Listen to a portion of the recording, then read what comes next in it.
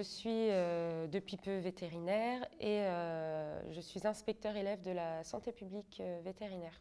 Alors en fait, on a constaté qu'on avait très peu d'informations sur la traçabilité des cires, sur le circuit de la cire en France, alors qu'on sait que la qualité des cires aujourd'hui peut avoir un impact sur la santé des colonies.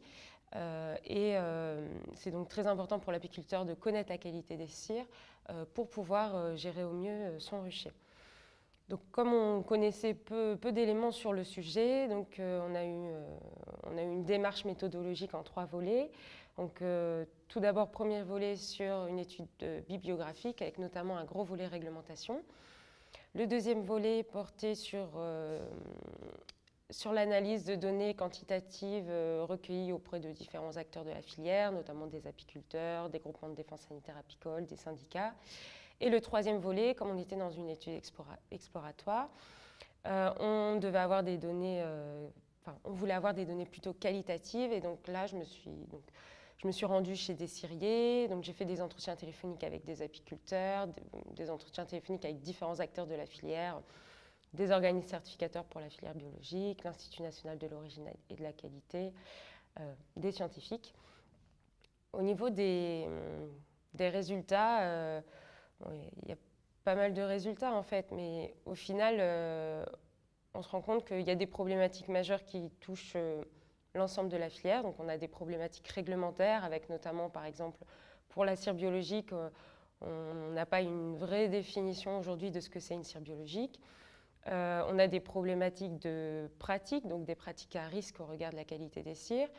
On a des problématiques aussi de respect de la réglementation avec des ciriers qui ne disposent pas toujours d'un agrément sanitaire alors que normalement ils devraient en avoir un. Concrètement, c'est voir les points objectiver les pistes d'amélioration de la qualité des cires et sur le terrain, c'est pouvoir déjà proposer des actions que les apiculteurs et les ciriers peuvent mettre en place. Par exemple, on va conseiller aux apiculteurs de recycler, par exemple, la cire d'opercule qui est la cire la moins contaminée.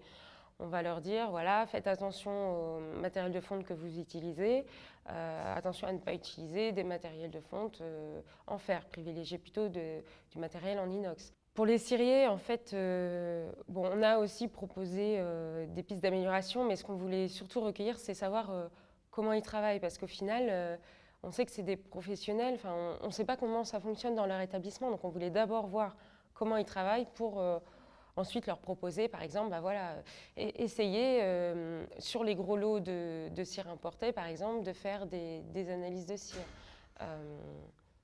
Essayer de mettre en place une traçabilité correcte tout le long de la chaîne de production. La qualité de la cire aujourd'hui, elle dépend de vraiment beaucoup d'acteurs. Il n'y a pas que les apiculteurs et les ciriers, il y a aussi les scientifiques qui doivent se saisir du sujet, il y a l'administration qui doit se saisir également du sujet pour aller dans les établissements et voir pourquoi justement les professionnels n'ont pas l'agrément sanitaire.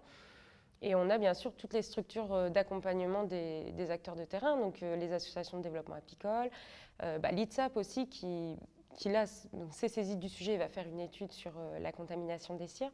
Mais voilà, c'est un ensemble d'acteurs qui doivent agir et travailler ensemble pour qu'il y ait une amélioration et une meilleure connaissance des cires aujourd'hui.